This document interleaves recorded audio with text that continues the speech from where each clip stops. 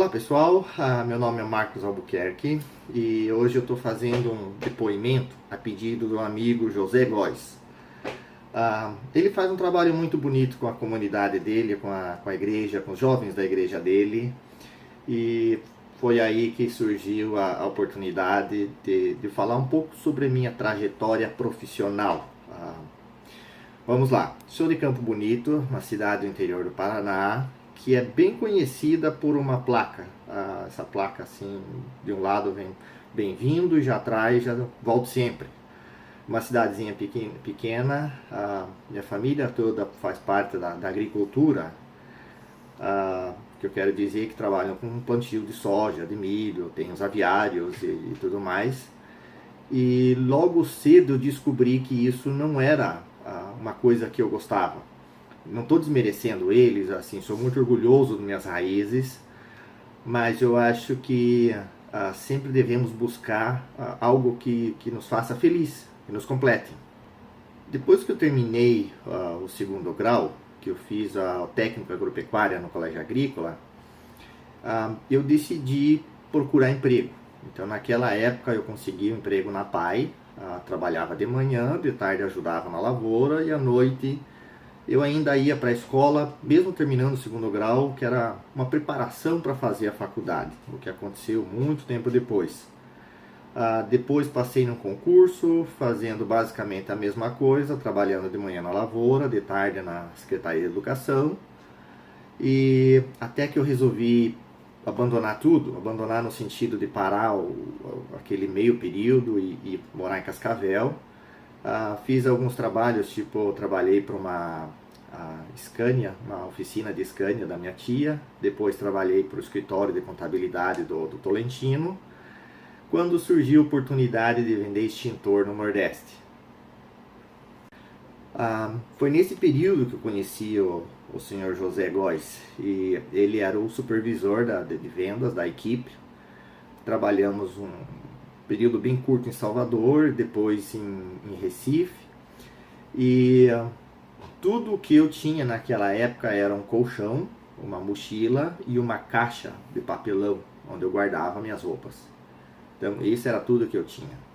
É um trabalho legal, trabalhei por quase um ano, que me deu muita experiência e eu acho que ainda mais garra para saber aonde que eu queria chegar. Depois desse trabalho eu resolvi continuar morando no Nordeste, em Recife, e comecei trabalhando com a BASF, que é a dona da tinta Souvenir. Trabalhei com eles por 9 anos, na época devido à recessão, tive que fazer um contrato com eles. Eu entrei com a bundas e ele com o pé. Isso faz parte de qualquer carreira profissional, sempre vai ter um período da sua vida que você vai ser desligado, ou que vão dar preferência a outra pessoa, e é muito importante você não levar isso para o lado pessoal. Isso é questão da profissão, sempre cabeça para frente e continuando a lutar. Nesta época eu mudei para os Estados Unidos. Lá as coisas não foram fáceis. Não foram fáceis no sentido de que eu fiz a escola de inglês, mas quando cheguei lá eu descobri que não sabia nada de inglês. Então fiz todos os trabalhos possíveis, como limpar banheiro, trabalhar num hotel, limpando o quarto, entrega de jornal de madrugada, entrega de pizza, taxista, até que eu comprei uma empresa de táxi. Então eu tinha o táxi e eu alugava para outros motoristas. Mas uma coisa sempre assim eu tinha em mente, que era voltar para a área de vendas. Uma coisa que eu sempre gostei, era a minha felicidade. Então eu parava o táxi, parava todo o trabalho para mim ir para a aula de inglês. Teve uma época da minha vida que 2 vezes por semana eu não dormia. Eu entregava pão das 11 da noite às 6 da manhã, aí eu dormia por tipo 2 horas, aí eu entregava jornal, é porque era longe, mas era das mais ou menos assim, das 10 até 1 da tarde, daí das 2 até as 7 eu entregava pizza, e daí da pizza eu ia pro pão novamente. E às vezes eu achava um tempo assim durante a semana para parar para ir para aula de inglês, e todo mundo me chamava de louco, falava assim: você é louco, você está deixando de ganhar dinheiro para aprender inglês, você está aqui para ganhar dinheiro, não está para aprender inglês. Mas eu sabia onde eu queria chegar, eu sabia que lá na frente eu ia precisar do inglês. Pois bem, finalmente saiu a autorização de trabalho nos Estados Unidos, e naquela época teve a recessão dos Estados Unidos. Então continuei no táxi até que eu consegui o meu trabalho de volta na Benjamin Moore Tintas, que é uma empresa americana. Trabalhei com eles por 3 anos. Daí a AkzoNobel, que no Brasil é dona da Sikkens, da Coral, me ofereceu um trabalho em Los Angeles. Então eu mudei de São Francisco, na Califórnia, para Los Angeles. Morei quase 2 anos lá. Nesse período eu estava na escola, que eu vou contar depois um pouco sobre a minha trajetória na escola. E daí em Los Angeles a Benjamin Moore me chamou novamente para trabalhar com eles em Miami, nessa posição que eu estou atualmente, que é gerente de vendas internacionais. Então todos os clientes que não são dos Estados Unidos e Canadá, que é considerado o mercado doméstico, eu cuido deles, do México para baixo, México, Panamá, América Central, Sul e todas as ilhas do Caribe. Então essa é a posição que eu estou. Um pouquinho sobre o meu estudo. Quando eu entrei na BASF, eu tinha só o 2º grau, como a maioria da população brasileira tem. E chegou o ponto que eu estava como consultor de vendas e só tinha 2º grau, e a recepcionista tinha a faculdade de administração de empresas. Foi aí que caiu a ficha: eu tenho que fazer administração de empresas, ou eu tenho que fazer um curso que me adapte.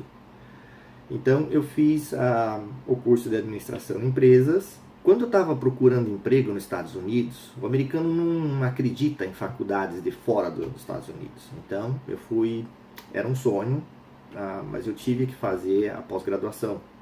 Eu fiz em marketing. Então toda aquela bagunça de inglês que não é a primeira língua, a questão de estar trabalhando e tudo mais, mas eu consegui fazer a pós-graduação. E mais tarde eu acabei fazendo mestrado. Então eu tenho mestrado em administração de negócios. Então tudo isso daí é minha trajetória, um pouco da minha trajetória da parte de trabalho e também do estudo. Uma coisa muito importante: muitas pessoas vão dizer o Marcos teve sorte, outras vão dizer Marcos foi beneficiado por Deus, foi a ajuda de Deus. E bem poucos vão dizer que foi o esforço. E eu diria que é a combinação dos 3. O meu esforço, a questão da ajuda de Deus, com certeza, e por que não sorte?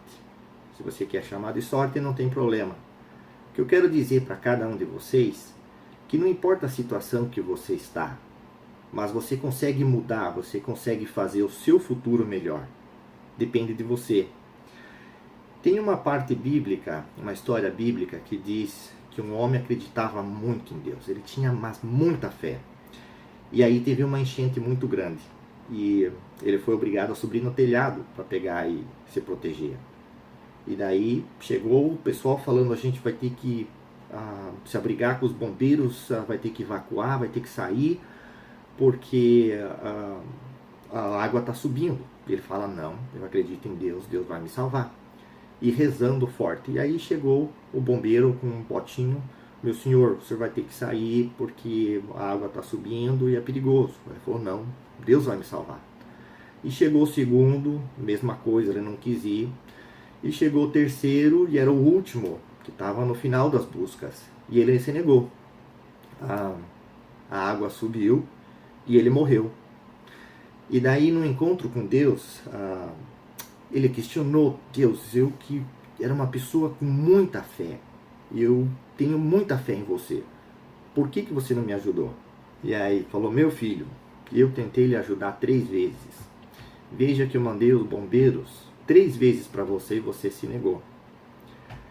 Então essa é a lição de vida, que muitas vezes a gente fica esperando que Deus faça alguma coisa por nós, mas nós temos que fazer a nossa parte. Nós temos que pegar e aprender quais são as oportunidades da vida e daí a gente levar essa oportunidade para frente. Porque se a gente ficar esperando que Deus faça alguma coisa, talvez Ele esteja dando essa oportunidade e a gente não está aproveitando. Então, não importa qual é a tua situação, ou tão ruim que seja a tua situação, sempre tem uma solução. Não desista, sempre batalhe, sempre vá em frente. Se você não consegue achar a solução para esse problema, é mais ou menos como você tem que carregar uma pedra enorme, muito grande, de um ponto até o outro. Você não vai conseguir carregar essa pedra sozinho. Mas se você conseguir quebrar essa pedra de pedaço em pedaço em pedaço, você vai transportar ela todinha para lá. Então, a vida nos faz isso.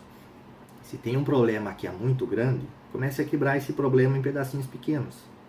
Vai resolvendo pedaços desse problema na sua vida, que eventualmente tudo vai estar bem. Acredite em Deus, tenha um planejamento, saiba onde você quer chegar, porque se você não tem planejamento, qualquer lugar vai ser lugar. Afinal, você não tem um planejamento, correto? Então se planeje, nunca desista dos seus sonhos, nunca deixe ninguém falar não para você.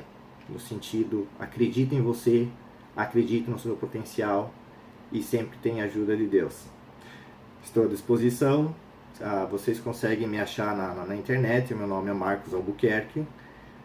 Vou passar meu contato ao José Góes e vocês podem pegar com ele meu e-mail, meu telefone, WhatsApp para conversa. Estou sempre disponível a ajudar.